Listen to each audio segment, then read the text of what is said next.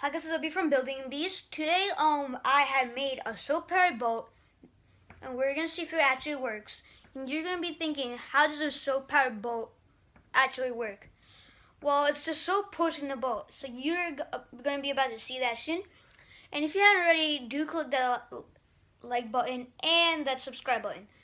And so, originally for my channel, what I was originally gonna do was make Lego creations and then post them.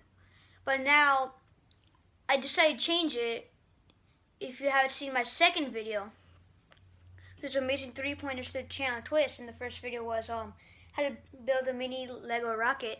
So yeah, those are the videos. Now I do vlogs, but I'm like, my channel name is Building Bees, so why not build something again? So now this is a vlog, but I'm building something. So I already built it. So I'm gonna go show it to you guys now. So what this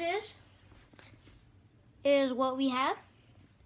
So this is the Smithsonian Maker Lab book, STEM project pack.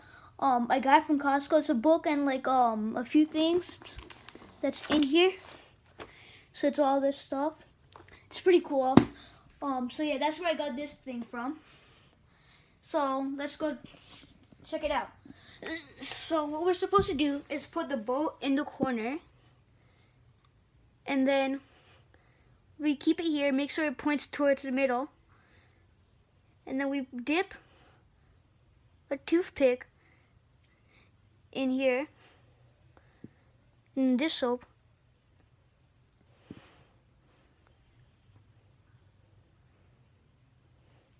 and then yeah, that's it.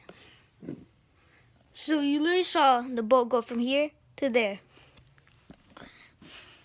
So please comment down below if you think that was cool.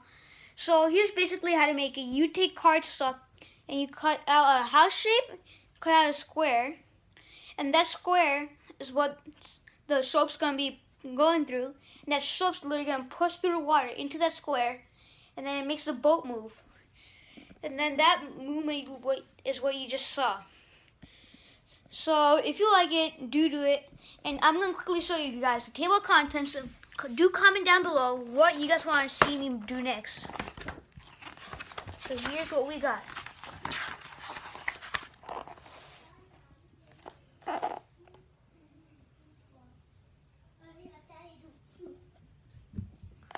So yeah, do comment down below what you guys want to see.